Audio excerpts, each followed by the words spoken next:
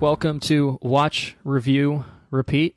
This is the podcast where two best friends discuss the latest in movies and television, and then we get to do it all over again next week. My name is Colton Brown. Joining me is my best friend, Andrew Meadows. Andrew, how are you doing tonight? I'm doing pretty good, man.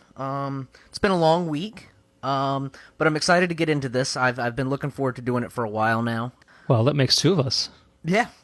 We've been doing it anyways. So Exactly. So I guess, maybe we should kind of get into the genesis of this podcast. And it began on one evening over in Orlando, Florida, after we watched Dunkirk. We kind of basically were having a conversation, very much like what we're about to have, talking about the movie, drinking some beers, having a good old time. And we kind of just said, hey, maybe we should sit down and record this. And so here we are. That's it, feel like we talk a lot about things that typical people don't think about when they're watching a movie. So I think it's a good idea to put these ideas into a medium to where people can listen to them, and maybe take away more from what they watch. Yeah, I hope so too. Because too often do you see millions of people flock to things like like Transformers 4 or whatever. You know what I mean? Hey man, it's Transformers 5 now. Oh, sorry. See, I don't even know what's out.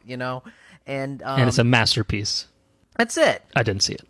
And where things like Dunkirk, somebody could go watch and they'll say, listen, I just don't understand that movie. I don't understand why people say this movie's good. I'm walking away from this movie and I'm not walking away with a lot, So, if we can kind of get people to look at things a little bit differently and change their perspective on what they watch, I think it'll be a meaningful experience, not only for us, but, for anybody that happens to be listening to the things that we're recording, Yeah, definitely. So let's get into it, yeah? Yeah. What's going on this week in movies, man? This week in movies. All right, well, we've got some general news that has come out. About a week ago at this point, we got our first official promo image from Deadpool 2, which depicts Zazie Beetz as Domino. What do you think about this? I think it looks good, man. I'm pretty excited about it. I'll be honest with you, I don't know a whole lot about the character, but compared to her comic book design and everything else, from what little bit I've seen, this is a good look. Yeah, no, I'm a fan of it. She's great in Atlanta. I don't know if you've watched it. I don't think you have. Yeah, no, it's fantastic. It's Donald Glover. It's on FX, but it's a fantastic comedy. It's definitely something that's worth checking out. And she's honestly, like, there's a couple episodes where she kind of gets the focus a little bit more, and she really kind of runs with it. But so I'm looking forward to this. I like the design of this personally. It's one of those things where I'm not really super attached to the comic book character. I've seen some of the reactions online kind of be like, well, it's kind of weird because basically in the comics she's got like a pale bluish white skin, and then the domino mark is black, so they've kind of gone for an opposite thing. I mean, they've cast a black actress, and they're really kind of leaning into it. And I guess maybe since I'm not that attached to it, I'm like, I take a look at this and I'm like, cool. And honestly, after the first Deadpool, like it almost feels weird for me to kind of like trust Fox, but like I said, Logan too, after that in Logan is like, honestly, like as long as they kind of let these filmmakers really kind of do their thing, like cool, I'm on board. That's it. And I tell you what, I am digging her hair, man. She's got some big fro going on. I like it. She's got the Misty Knight look. Yeah, it's a good look. It's cool. Yeah, no. All right, well, I think that's enough about that. Let's go ahead and talk about another piece of news I've got here. All right, so on Instagram, Jessica Chastain has confirmed that she will be the lead villain in 2018's X-Men Dark Phoenix, which is the follow-up to X-Men First Class, X-Men Days of Future Past, and your favorite movie of last year, X-Men Apocalypse. Oh, yeah. Oh, I didn't even know it was getting a sequel.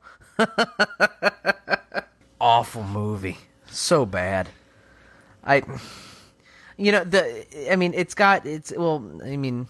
Apocalypse had Oscar Isaac in it, and that should have been a redeeming quality. Plus it had... it wasn't his fault. No, it wasn't his fault, but, and she's a good actress, So maybe they can return back to the roots, because I don't think that the first the first X-Men, First Class, I don't think that was a bad movie. That was a pretty good movie. No, First Class and Days of Future Past are awesome. It's like I said, great. like Fox was on a general, hey, we're getting our shit together trend, and then Apocalypse kind of just threw a giant wrench in things, and you're kind of just like, okay, well, I don't know what happened here. So, like I said, hopefully it is a hiccup. But hopefully they get back on track. I mean, we'll see. I mean, like I said, I think this is a good start. I mean, I think Jessica Chastain is great. So her Instagram post, she tagged James McAvoy. She also tagged Simon Kinberg, who is the director. And I say, if there's anything about this that really concerns me, it's the fact that Fox is basically handing the keys of the kingdom to Simon Kinberg, who I believe at least co-wrote Apocalypse, and he's been heavily involved with most of like the X-Men franchise since its inception. So, which, I mean, there's a lot to be said about the X-Men franchise. Also, I said, I guess I could be wrong on this. Maybe I should fact check myself, but hey, where's the fun in that? I also believe he was involved in a wonderful film called Fantastic Four that released very recently. The not so good one. Well, I guess that's not very accurate. That's all of them, but it's the most recent one, the good old Josh Trank version. I gotcha. Well, then, yeah, I would doubt his ability to do anything as well. That's yeah. Well, like I said, we'll give it the benefit of the doubt. Let's shouldn't judge anything before you see it, I suppose. But sometimes you just kind of have a feeling. Yeah, I definitely understand, man. But there's X-Men represents a lot, and it's had its ups and downs. I mean, Logan was fantastic, not that that's X-Men, but it's Fox, I guess, and I mean, it's X-Men, it's Wolverine. I mean, it's a very different X-Men than we've seen before it, but like I said, I wish some studios would take more risks like they did with Logan, and kind of just. Well, I say, and absolutely, and basically, it seemed like Fox took a hands-off approach and just kind of, here, we'll give you a smaller budget. If you want to make your little R-rated movie, then have fun with it, and then, go look at the box office results for both those movies, and it's clear that audiences responded. So, I say, hopefully, Dark Phoenix is more akin to say those movies than with Apocalypse. So, which I don't know if it can be, seeing that it's an incremental line in that series of movies. You know what I'm saying? Sure. Yeah, but I mean, First Class, Days of Future Past, where hopefully it's just the third one in the trilogy. Usually kind of falters a little bit, and so now that they're past the trilogy, maybe they can find some resurgence. Exceed expectations. Maybe. All right, so next piece of news, Guy Ritchie's Aladdin, which is a very weird statement to make, has found its Jafar. It's going to be Marwan Kenzari, who I am not familiar with. And apparently he's going to be in Murder on the Orient Express, which comes out later this year. I don't know if you've seen a trailer for that. I believe it's Kenneth Branagh's movie. No. Looks pretty good. It actually has got a great cast, but we'll talk about that another time. I'm very familiar with Guy Ritchie. Yeah. What did you think about King Arthur: Legend of the Sword? I didn't watch that one. Okay. So what other Guy Ritchie movies are you familiar with then? I'm familiar with both Sherlock Holmes, familiar with The Man from U.N.C.L.E., Rock and Rolla, saw Snatch. I love Snatch, and Lock, Stock, and Two Smoking Barrels. Both of those are great movies. He's definitely got his own thing going on. He's got his own style. He definitely, and I like that.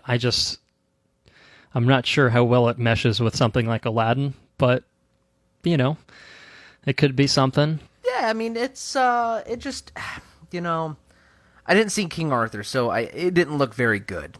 Okay, I think I was talking to you when I said I got the vibe that I got from what's that movie with Gerard Butler and he played like an Egyptian god?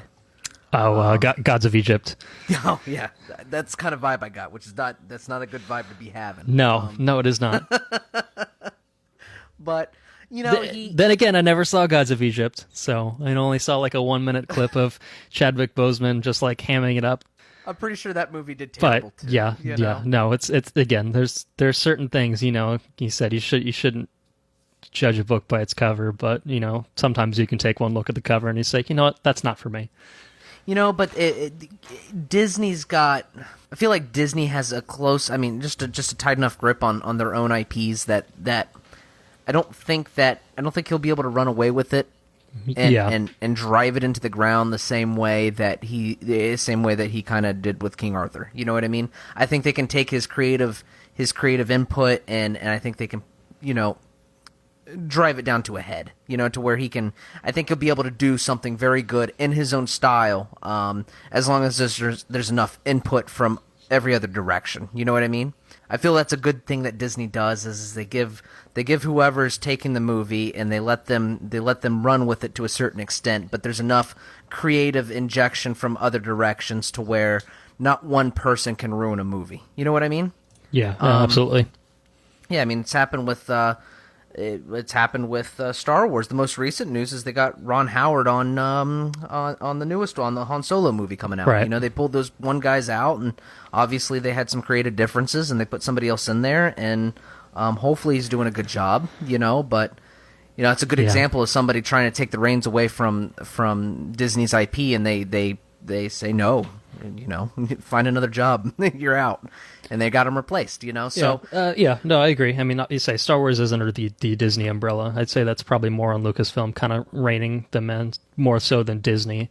But you're probably right about that. They tend to get lumped in together, which is fair, given that Disney owns like 90% of everything in the world right now. So that's true, and rightfully so. I suppose they seem to know what they're doing. So like you said, something like that Han Solo thing comes along, you're like, okay, well, that's a bit of a non-starter, isn't it? And we'll see what happens with it. I'm still curious to see it. So, well, Ron Howard they've obviously got me by the hooks. Star Wars movie.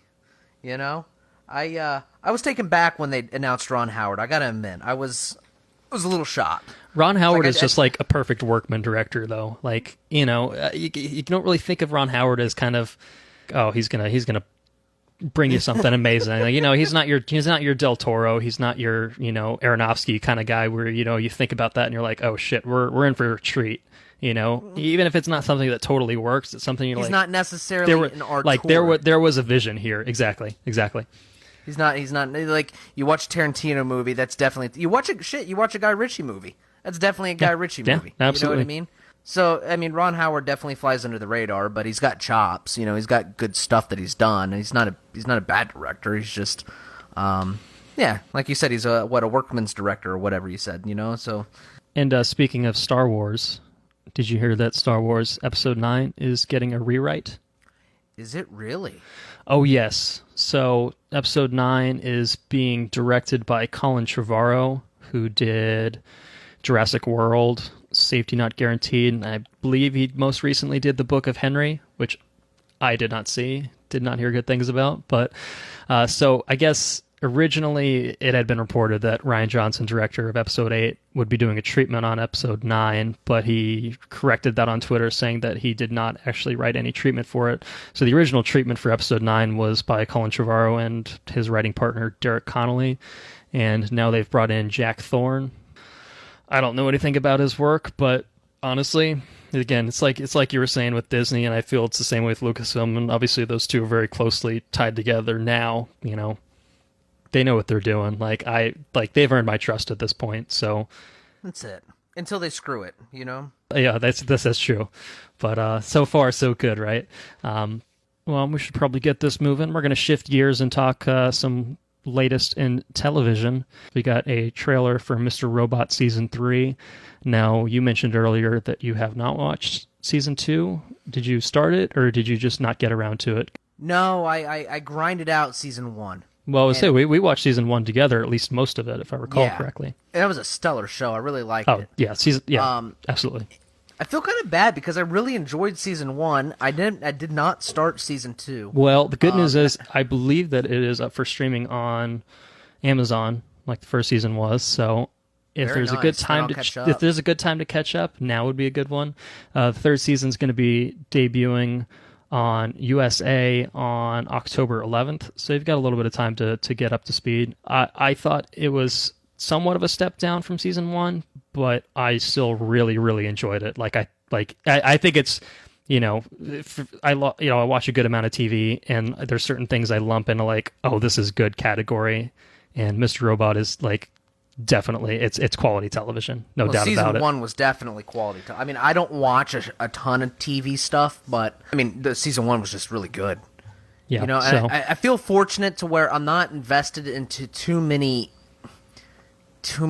real bad TV. Like I got invested in some of the CW stuff, and I feel like that is definitely subpar compared to a lot of other things that I've watched. I think recently is. I think in the case of a lot of those CW shows, they started strong and have kind of maybe struggled a little bit to kind of, maintain their quality. Yeah, they struggle with characterization and a lot of the writing and stuff. It just feels like weekly TV, where some of these other shows, they feel like long. They feel like, I mean, you look at True Detective season 1 and that's hardly a TV show. I mean, it's an 8-hour movie basically. Yeah, especially something like that. But and not to say that there's not anything wrong with like, because I feel like something like The Flash and something like The Arrow, they have so many episodes to where there are filler episodes to where it's serialized, but it's kind of only certain episodes are serialized. Does that make sense? Or maybe the movement in the overall plot is so stretched out thin to where it feels like minimal progress is made in certain episodes. Not that there's anything wrong with that, but there's certain things you enjoy and certain things you don't enjoy, and something that very obviously feels like it's spinning its wheels just because they need to fill, weeks out of the year. I mean, versus something like Mr. Robot, where it's a very tightly written, very tightly plotted show that is really there to tell a story, and like you can tell the creator Sam Esmail, like he's a guy that loves what he's doing and really has something to say, and I enjoy that.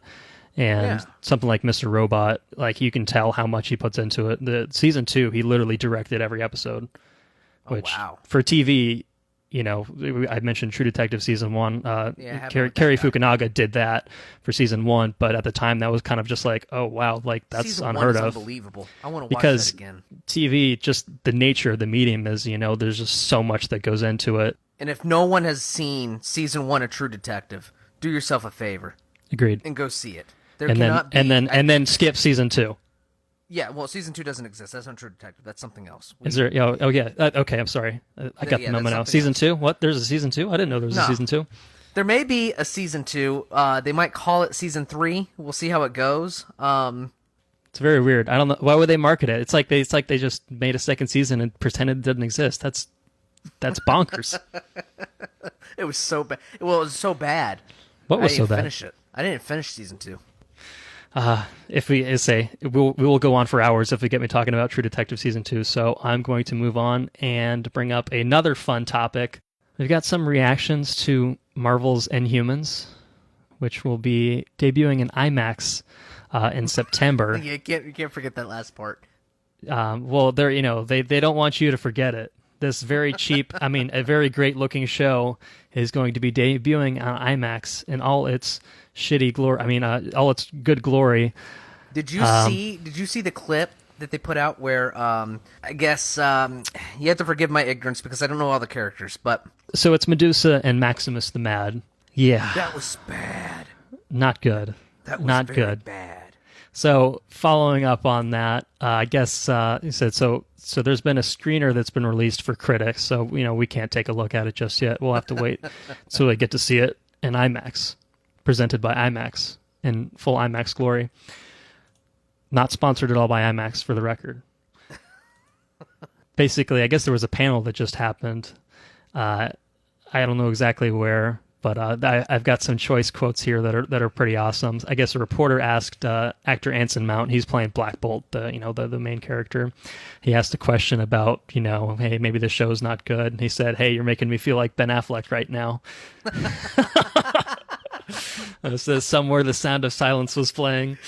Oh, man.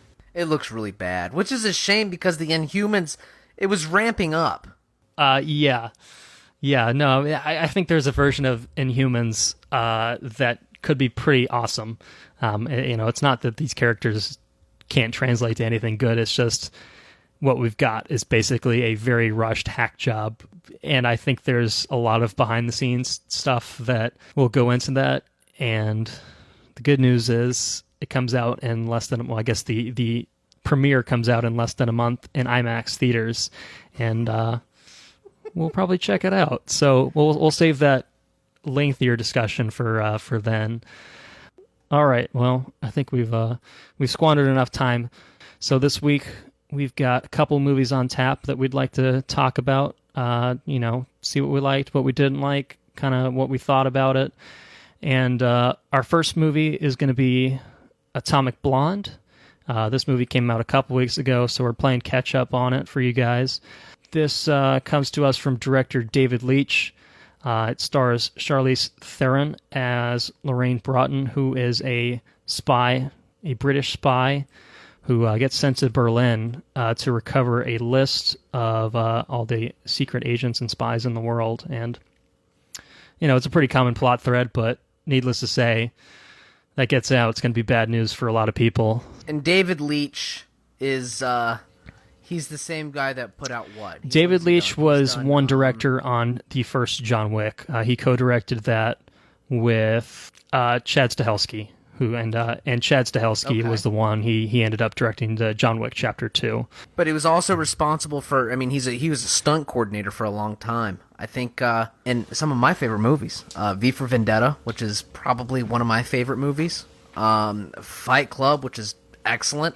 I can't say that 300 was one of my favorite movies. Let's say for the time we got our mileage out of 300. We can't deny it, right? But you could very much. He was also was he a director in Deadpool? So yes, he was not the director of the first Deadpool. However, he will be directing the second Deadpool, which means that he's currently directing it. All right, he's got some chops, man. He's agreed. I think this is something that someone that's been around the business for years, like. He's obviously got plenty of experience in the industry, something like stunts, and I think that's something that's probably pretty invaluable towards directing. And you can see it in this movie.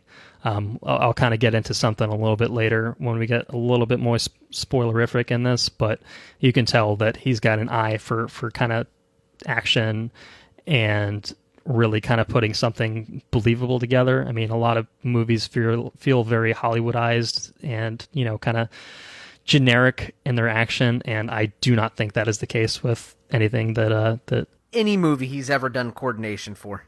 Which, to summarize, V for Vendetta, Fight Club, 300, you got John Wick 1 and 2, you got Atomic Blonde, you've got Tron, you've got... he did stunts for The Hangover. I don't know how many stunts were in The Hangover. It was very stunt heavy movie. Obviously, you just don't remember it very well. Yeah, but knowing how to catch angles and knowing how things are portrayed on film when you do something as crazy as a stunt, you know what I mean? It's incredibly important. That translates well into Atomic Blonde, But there's more to Atomic Blonde than just the stunts, too. Going off that, generally speaking. Did you like it? Did you not like it? What were your kind of general impressions of it? I thought Atomic Blonde on the surface. Okay, so talking everything from stunts. Okay, cinematography, fantastic. It was great. I thought that it was very well shot. I thought all that stuff was very good. One thing that I really liked was I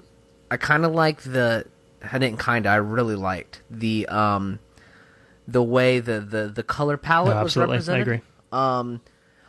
I thought it did a good job of translating the character through things like color, and I thought it did a good job of establishing the time the movie was supposed to be in.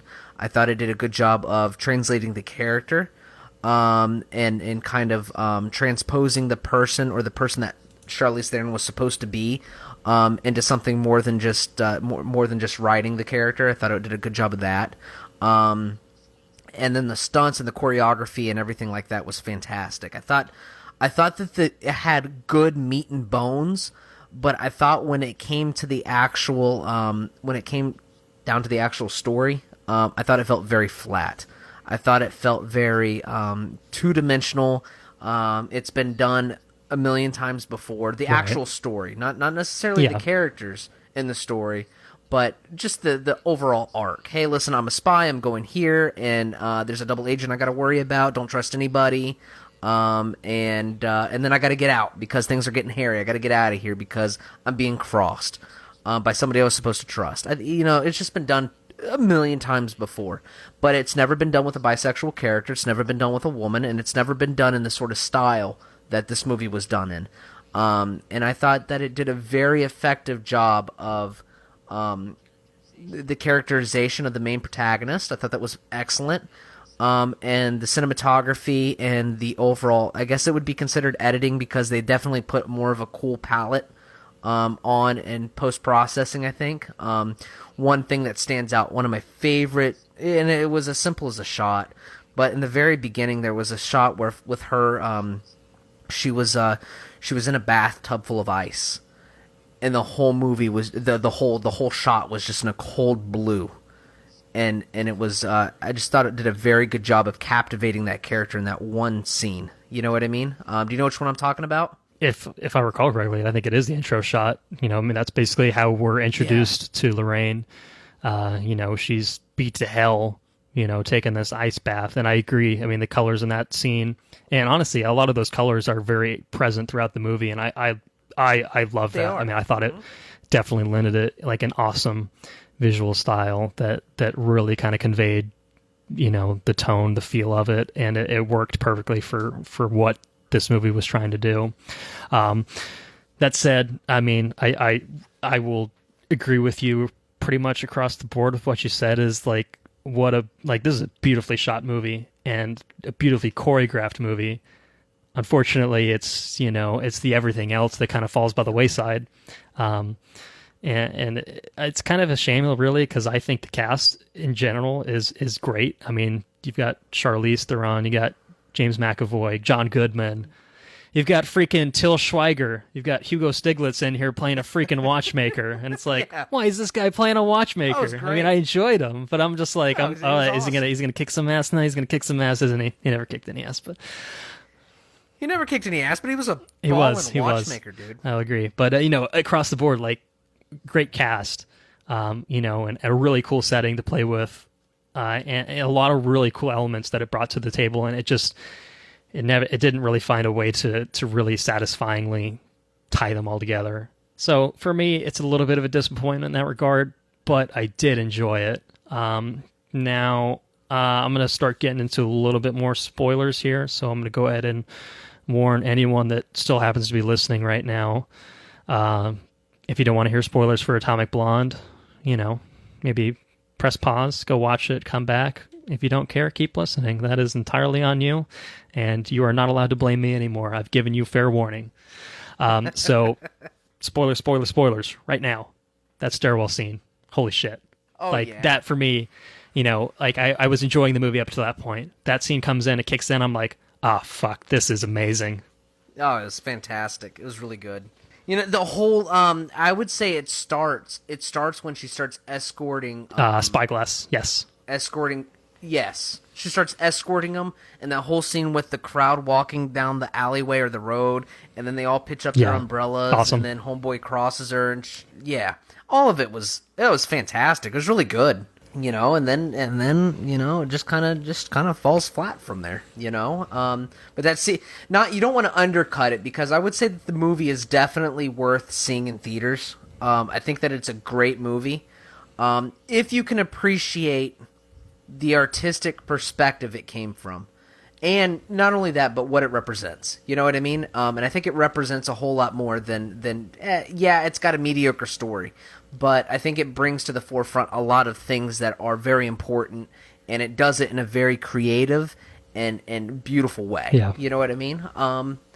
And I can say I'm happy that I spent the money on that movie. I was very happy when I left the theater, even though I left a little disappointed about the story. Yeah, no, I agree. I said I think it brought enough to the table to on the whole overcome what really is kind of a pretty big flaw. I mean, honestly, having a story that really isn't wholly satisfying, it's a pretty big strike against a movie. But I do agree. I think there's enough there that does work, that does make it worthwhile. Yeah. And Oh, and the soundtrack, man. The soundtrack was great. The soundtrack is definitely something for me that, like, all right, I'm in, you know? What, and a number of songs were in, like, Russian Yeah, there's a few, German I think there's a few cover right? songs in there. I think there's some German versions in there.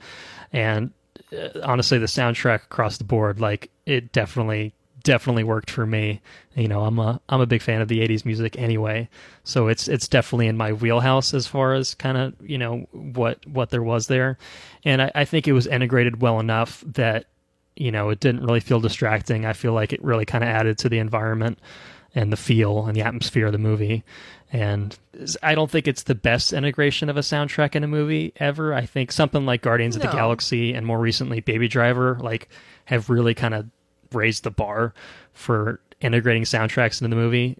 And I don't think this one really kind of reaches those heights, but it's still very much it's cohesive. It adds to the experience. And I think that, you know, it's definitely for me a big plus, and definitely something like, you know, if I was to go revisit this movie, like, I would look forward to really kind of the soundtrack again. Like, that's something that I come out of the movie and I was like, you know, that was pretty ballin' soundtrack. And I think that's definitely something that is to be admired for this movie. Yeah, I thought it was a good movie. So beyond the soundtrack, I guess if there was anything else that I would kind of, you know, say that I didn't really enjoy about it, I kind of felt like it ended like 20 different times. And I don't know if you necessarily agree with my kind of assessment of that, but it basically concludes with, you know, she frames McAvoy, and then, oh wait, hold on, she's going to go meet with the Russians. Oh wait, hold on, she was working for the Americans the whole time. And it was just kind of like, you know, I get that this is, you know, a spy movie, and, you know, it was like double triple agents, you know, it's, agent. you know, it's kind of the name of the game. It's you know, it's a well-worn trope, but I was just kind of just like, all right. I mean, honestly, like, it almost to me felt like they were afraid to, like, just make her kind of a bad guy. And I was just, I don't know. Again, this could just be my take on it. And you don't necessarily have to agree with me, but I just kind of felt like it's a little bit too much. And I guess it kind of ties into our central issue is I think the story in general was just was overly convoluted.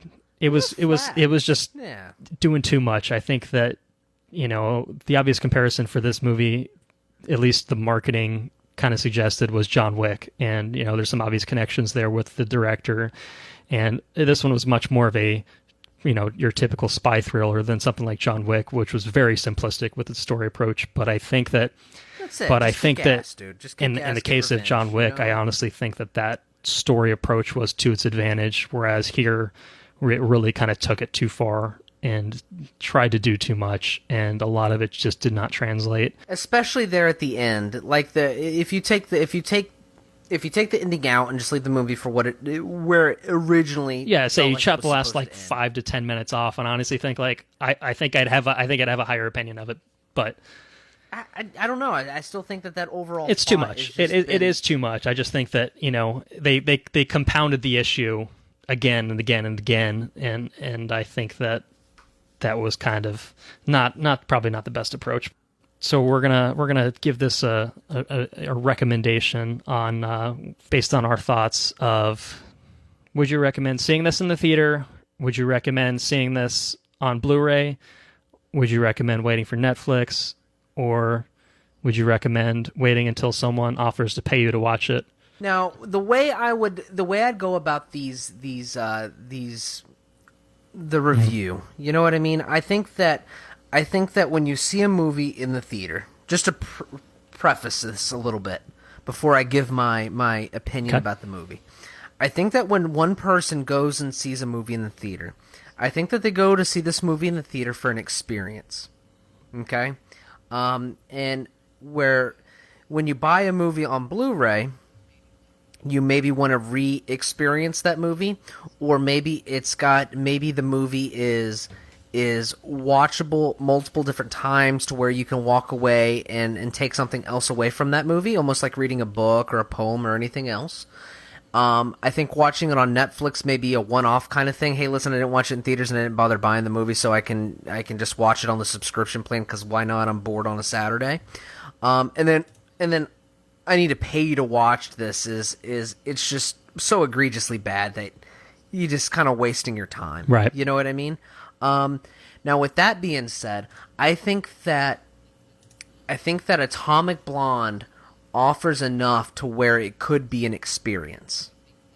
I think that seeing the cinematography and the soundtrack and just the artistic vision that that he had for that movie, experienced on a large screen with the loud music and the loud, just everything loud and big, I think it's worth seeing in theaters. I think for the experience, it's worth having in theaters. Much like Dunkirk, which we're not talking about Dunkirk, but Dunkirk is very much an experience. And no, they're not on the same level by any means, but you know what I mean. I think I think Atomic Blonde is a movie worth spending $8 and an hour and a half of your time at a theater.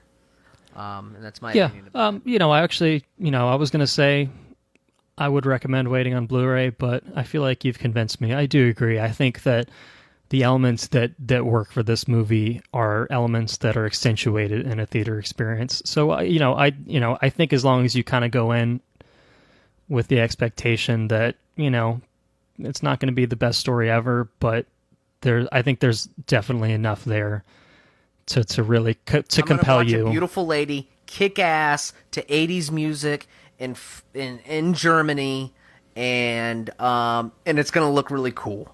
You know, and I'm okay with that. I'm okay with $8 to $10 an hour and a half of my time spending watching Charlize Theron kick some ass on a big screen to 80s music. I think it's cool. You know what I mean? I think it's all right. And especially if you're interested in hot social topics, because I think that it brings a lot of those hot social topics to the forefront and to the limelight. You know what I mean? I think it represents some of those things that are not necessarily represented in film and mainstream media today. I think it does a good job of bringing that up. Unlike the movie that I watched tonight. Well, what movie would that be? And that would be The Dark Tower. And I'll tell you how I feel about The Dark Tower. Before you tell me, do you want to tell me what The Dark Tower is? I'm very unfamiliar with it, even though I just watched it myself. I would love for you to tell me what The Dark Tower is. The Dark Tower is based off of a Stephen King series. I believe that is correct. It's a book series. I mean, I don't know for sure, but that sounds correct. And it's about this guy named Walter, who happens to be, he's also known as the Man in Black, main guy, who also happens to be an asshole. But either way, it's about Walter, who he wants to destroy this tower at the center of the universe. Would you describe it as a dark tower? It is a dark tower. It is a black tower that is so large it penetrates clouds someplace in the middle of the universe. And this tower has the power to block demons from coming into every potential reality. And that's the kind of way I took it. You know what I mean? So it's kind of strange, and not a lot of that stuff is really explained, other than there's a tower that somehow has the power to block demons out from other we don't want the realities. demons to come in, so it's probably good that we have our dark tower. But I can summarize my opinion of this movie. I was sitting in this movie, and I have a nicotine habit, and obviously I can't intake nicotine while I'm watching a movie in the movie theater. So I'm chewing my nails, okay? And to just give a summary of my experience, my tooth cracked while I was watching this movie. You heard it here, folks. Dark Tower will crack your teeth. Yeah. Now, just to be clear, it's not the worst movie I've ever seen, but it was bad enough to crack my fucking teeth. Okay, so it's not a very good movie. At the same time, there's not a lot there. Well, it has a nice, cool 88-minute runtime, so it's a very brief experience. It is, and I'm thankful for that, because it just felt like a very hollow film. A lot of these characters, so you have your main character, not your main. I guess your main character is the boy, right? Would you? Oh yeah, with that? Definitely. So his name is Timmy. Is this little boy? I just watched the movie 2 hours ago. I had no idea what his name is. I don't know his name. Let's call him Timmy for the sake of having this review. Okay, yeah. Well, wait, hold on. Timmy. I think I remembered. Okay. I think his name is Jake. Okay. Jake, that's right. Jake Chambers. Jake Chambers, right? see? What a memorable movie. So Jake Chambers, who happens to be, I think, the second most characterized person in the movie, even though he's supposed to be the main character, there's just not a lot there for him. Dude's troubled because he lost his dad. Spoiler alert. So we're doing spoilers now. Spoilers. Spoilers, right? Yeah, spoiler alert. Jake loses his dad, okay, and he's obviously upset about it, and everybody thinks he's just this depressed kid. Well, apparently, he's the most psychic person in the universe, which is cool. Hey, it's an important kid. Well, anyways, the bad guy sees that, and he wants to exploit that and turn his brain into a weapon to blow up the tower. I don't know really how that works. It wasn't really explained, but they take the shine, which is his psychic power, and turn it into a weapon, and he shoots a tower. Look, man, if there's a man named Walter, he's probably good with chemistry. He can figure out how to turn brain shine into brain shine, exploding powers to blow up the Dark Tower. So, yeah, I mean, let's just go with it. Who knows? Okay, but that lets me segue into the next problem I have. Which is, who the fuck is Walter? What's he doing? That's Matthew McConaughey, man. He's just, he's just sitting there. All right. I gotta blow up this Dark Tower. You know what I'm saying? And I want to turn this guy's brain shine into a weapon. But nobody really knows. At least I didn't get it. Why is he wanting to let all the demons in? It kind of just sounds like he's an asshole. Was kind of my impression of it. Okay. I mean, that's cool. I guess. I mean, I think there's 8 books in the series. Presumably, at least one of those probably covers why he wants to do what he wants to do. But I mean, there's a lot of he's got these creatures that are wearing like human masks for him. But I got the impression that he himself is human, or at least not one of those monsters. So I don't really. Yeah, I agree. I mean, and I don't think that's specific to him. Is that the motivations for really any of these characters is just totally lost.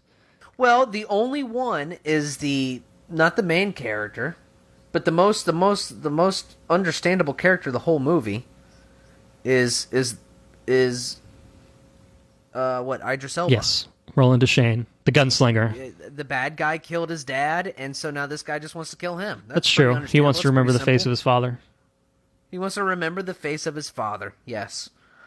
Okay, so I understand him. Yeah, okay, all right. So he's got motivations, but he doesn't have much. I guess maybe I should specify. None of these characters really have a whole lot of depth to them, and I think they've tried to kept little old Timmy / Jake as kind of this character that has the most understandable depth and motivations of kind of why he wants to do the way what he's doing. But even then, it's kind of just like. Well, he just has these visions, and then he just kind of gets plucked out of his world onto this little adventure that lasts for like 20 minutes, and then Man in Black's dead. Well, not even that. I lost my mom, and I went and sat on top of the building after my mom got incinerated on the floor. I'm gonna sit up here and I'm gonna bitch at the gunslinger because he doesn't want to just kill that guy who killed my mom. He doesn't give a shit about the tower. He just wants to kill the guy that killed my mom. Yeah, and I guess that's. I think. Basically, given that this is kind of, it's an adaptation / sequel, which I find interesting. I'm admittedly not familiar with the Dark Tower series beyond kind of generally knowing of it and knowing that Stephen King wrote it. So, I think both of us are kind of in that, in the same boat where I wonder how much of this would make more sense if we kind of knew some of the elements from the book going in. I mean.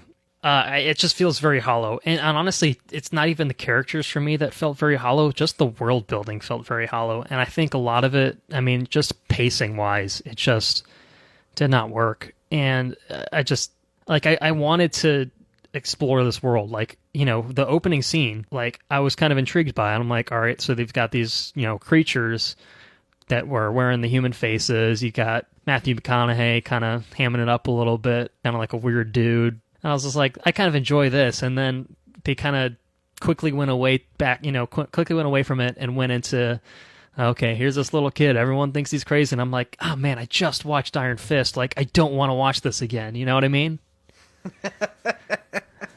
Well, I don't know, man. It just, they're not flashbacks, but the visions that he had that he put on paper, I thought they were kind of garbage.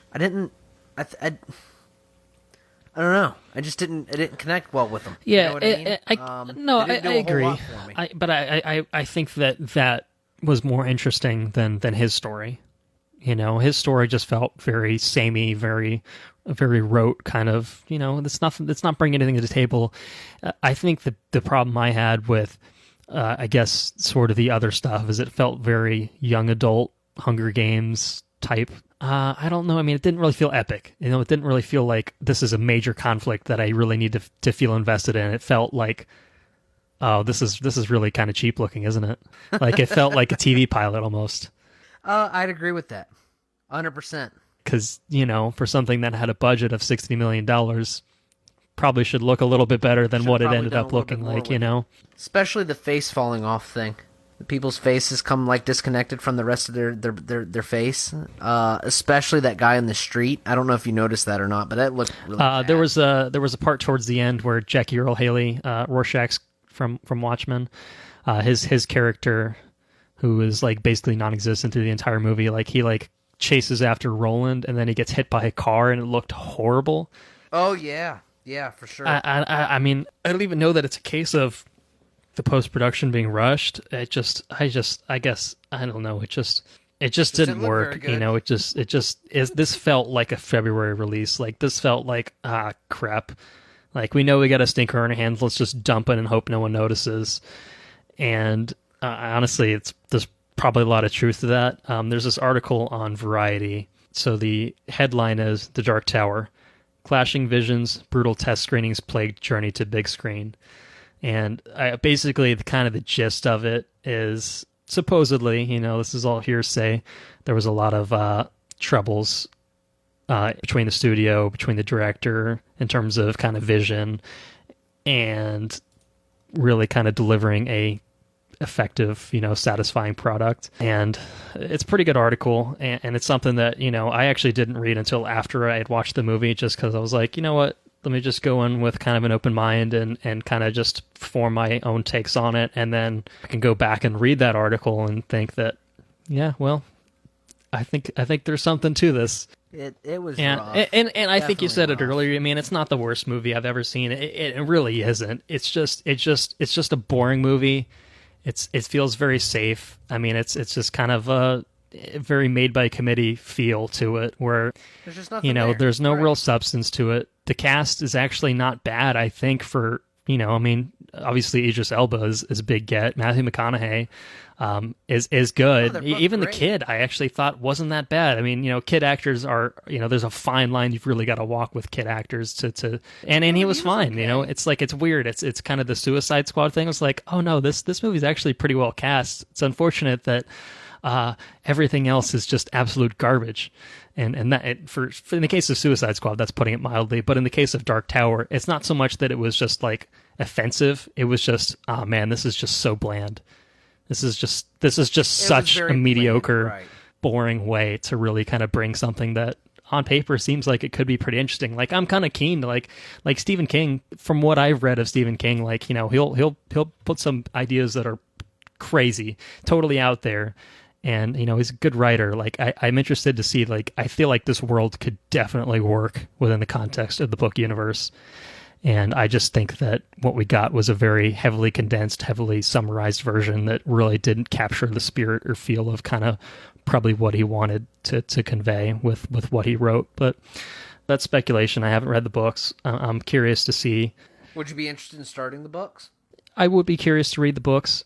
And I actually think I have them on my Kindle. So it's not like this movie would be the inspiration. We're like, oh, I've got to go back and catch up. It's just kind of one of those things, like, I kind of like the general ideas here, and I wouldn't mind seeing them in a proper form. And I think that the books would probably offer, obviously, the closest version of that you could possibly get. You know, and seeing that the books are you know, an 8-book series or what have you, I felt like if they would have, it doesn't feel to me like they approached it like it's a series. No, at all. definitely not. I mean, it felt like, you know, we've got a big epic story to tell. Let's, you know, tell you the Cliff Notes version of it in 90 minutes and call it a day, which it just feels odd. I've seen a couple sentiments online that it's the material itself just lends itself to a television series much more than it would for a movie, and just based on kind of the very abbreviated version that we got. Didn't it get picked up? I mean, and that's another thing, is that supposedly there's supposed to be a TV show that's a follow-up onto this, and I don't really know. I mean, I don't know. Like, honestly, like, I just don't know.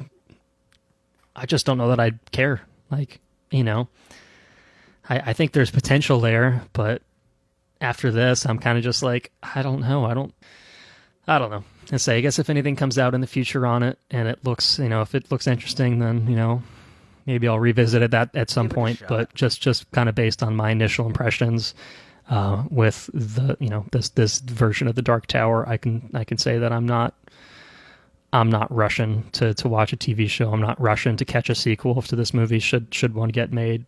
Well, I would ask. What would you ask me? What do you recommend people do with this movie? This isn't the worst movie I've ever seen.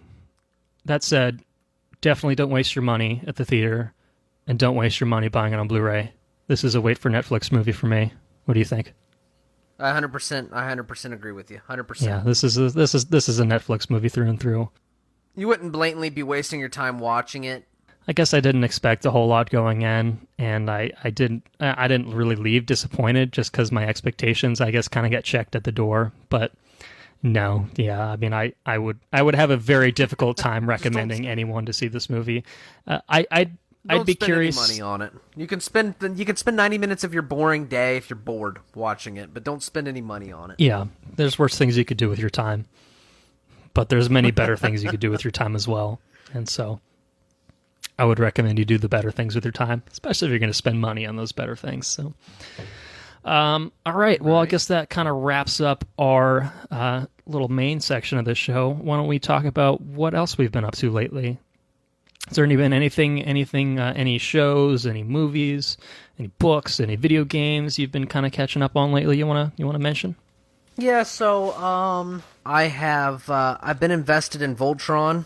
And it's a bit of a guilty pleasure. I don't think it's by far the best thing that I've ever seen. I think that it's very much just okay, but it's one of those things that, hey, I kind of just want to turn on some anime and just watch. And this would be Voltron, Legendary Defender on Netflix. That's right, on Netflix. Yeah, season 3 just came out. I think beginning of the week or something like that, and started watching. I think I'm like 3 or 4 episodes in, and it's very much just okay. And I just realized that we just missed Rick and Morty, which brings me to another cartoon I'm watching. I'm watching Rick and Morty season 3. But did you catch did you watch season 3 episode 2? I guess it would be? I did. So Rick and Morty, I've finished season 1, which is on Hulu, and I greatly enjoyed it.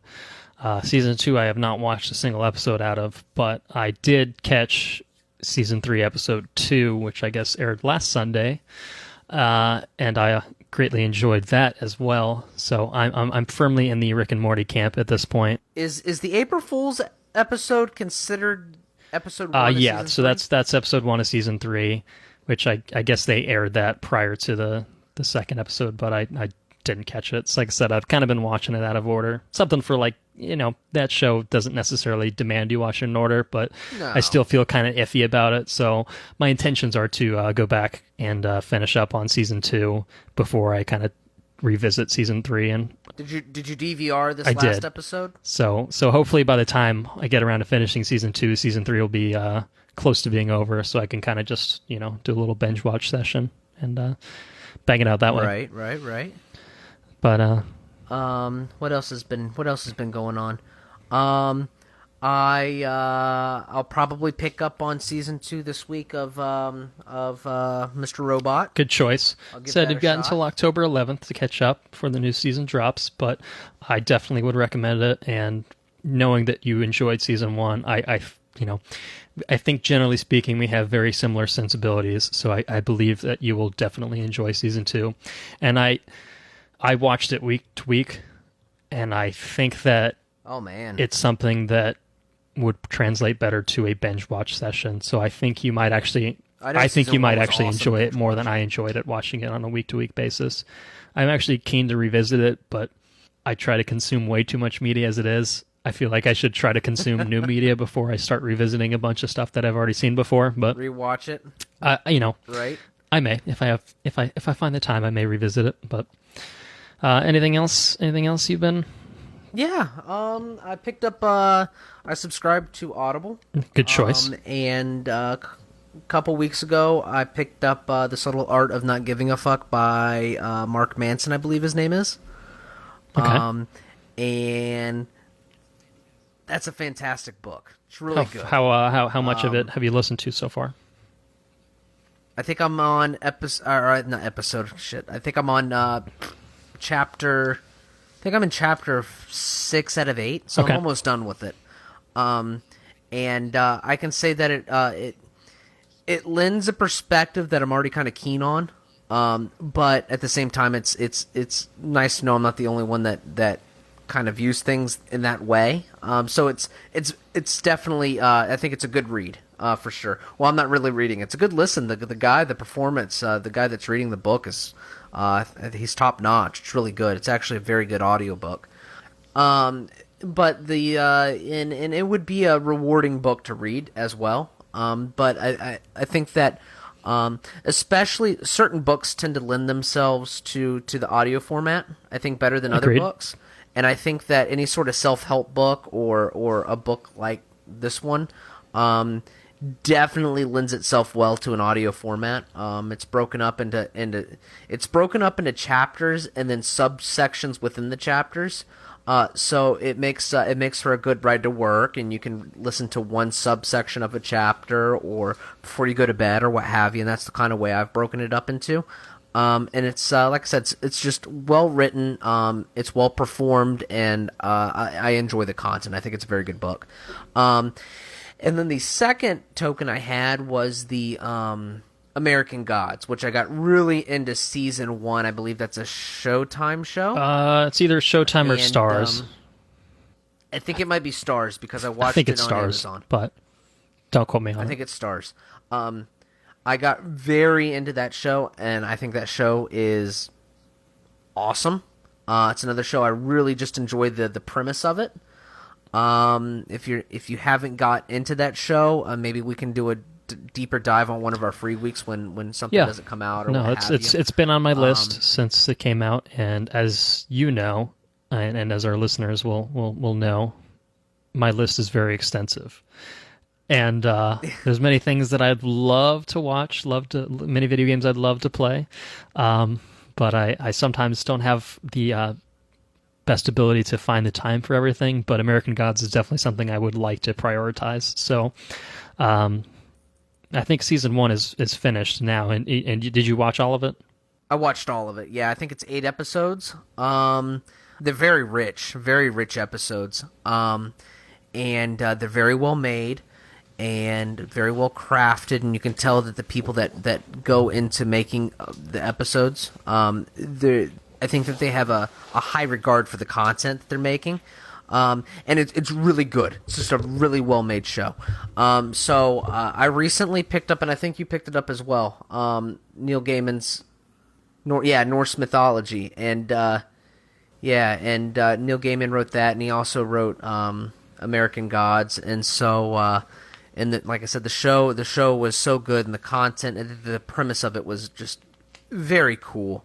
That I picked up the book, and I'm going to listen to it after I listen to this Mark Manson book. But and if you're unaware, the premise of the show is that that gods or just ideas in general, they are personified by real people or real tangible gods based on human beliefs, right? So if a group of people believe in Jesus, then there is going to be a real Jesus somewhere walking the earth.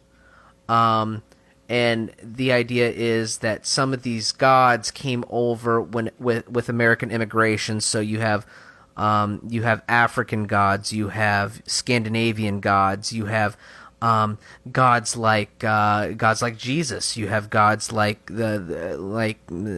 I don't know, like leprechauns. You have just all these different personified versions of these gods, and they're present, and they're actively influencing everyday life. And it's really cool. It's a really cool book, or it's a really cool show. I haven't read the book yet, but it's a cool premise.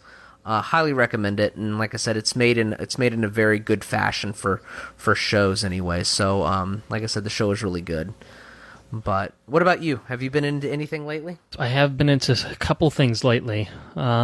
I saw War for the Planet of the Apes. It came out a few weeks ago. It's great. The Planet of the Apes trilogy, the most recent one, like, what a surprisingly good series of films that turned out to be. I'm just superbly impressed with, obviously, the CGI of kind of that world that they've crafted. Like, Andy Serkis is a marvel. Like, and it's a great movie. It's a kind of a quiet movie, and I don't know that I like it as much as something like Dawn of the Planet of the Apes, which I think did a good job balancing the human and ape side of the storylines and kind of really right. merged them effectively. I think War very much deliberately focused on the ape side of the storyline, and it's very compelling, but I just think as a cinematic experience, something like Dawn kind of worked a little bit better for me, but this was like a very satisfying like conclusion to the narrative that movie, that Rise of the Planet of the Apes started. Is it a conclusion of the series? I think it's kind of for these sets of characters, it's kind of a, Rise was a starting point and then War was kind of an ending point. And I think that, I wouldn't be surprised to see more of these movies, and I would be happily welcome more of these movies, but I would think that they might lean more into, kind of the original type movie where, it's humans coming back to a planet that's basically already been taken over and ruled over by, these evolved apes. Whereas this one's very much kind of presenting the story of how the Planet of the Apes came to be. So definitely recommend that. And I've also been watching the Spectacular Spider-Man cartoon. I think it came out in 2008.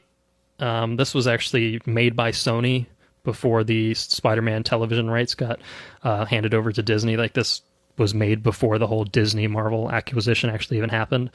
And it's amazing. Good. Like, I guess I should say it's spectacular. That would be the punny thing to say, but like, what a ridiculously good story. I was inspired because Spider-Man Homecoming kind of rekindled my interest and like kind of wanted to consume more Spider-Man media. So I had actually had this Blu-ray sitting around for a while now and just begging to be opened and watched. And I'm glad that it did. It only ended up being 2 seasons. They canceled it basically because of the issues with Marvel/Disney reacquiring the TV rights to Spider-Man, so they couldn't really work out the behind-the-scenes issues to keep the show going, which is unfortunate. I don't know exactly how well it wraps up by season 2, but I will say season 1, which is 13 episodes, is a very cohesive experience, and it's just some of the smartest, like, best storytelling I've ever seen of the Spider-Man character. Like, his characterization is absolutely perfect, and his supporting cast is great, and it gets a little bit more comic booky with its approach than like Homecoming did. A lot, because I remember the '90s cartoon being excellent. I mean, it's got Gwen, it's got Mary Jane, it's got Harry Osborn, and it's got a ton of villains. I mean, basically they already tackled a Sinister Six, and they've tackled a symbiote saga by the end of the first season, but they did it in a way that I felt like, oh no, this isn't rushed. Like, this is really well told, really well paced, and especially the way they handled the symbiote saga is a cool little touch. It's not really much of a spoiler, but basically when he gets the symbiote attached to his Spider-Man costume, and it basically kind of looks the way it did in the Raimi Spider-Man 3, where it's the same exact costume, but it's just got still got the webbing and everything. And by the next episode, it's like starting to look a little bit closer to his comic book version, where it's just all black and it's got the big white symbol. And then by the 3rd episode that he has it, it's like fully enveloped, and he's kind of more, your traditional symbiote suit from the comics. And it kind of aligns with how his personality shifts. I mean, first episode, he's still normal Spider-Man, just cool. Spider-Maning about. Second episode, there's a couple parts where he's just like going a little crazy. In the 3rd episode, it's like a real, internal struggle with the symbiote. He's dancing in the street. There's no dancing. No, it's far more delicately handled than Raimi's version of the symbiote saga was. I will say, I guess probably just due to the nature of when the show was made, it does very much heavily borrow a lot of the elements from the Raimi trilogy, which is, for the most part, a good thing. I mean, say what you will about Spider-Man 3, and deservedly so, but on the whole, that is a pretty well-done trilogy for Spider-Man, but like this is perfection for Spider-Man, as far as I can tell. So I'm Is it animated or is it cartoon? Yeah, it's a cartoon. Because I remember there was one... there was a Spider-Man that came out that was like CGI. No, that was early 2000s. Like that was an MTV one. Yeah, that was a separate one. I think that one went for a season or two as well.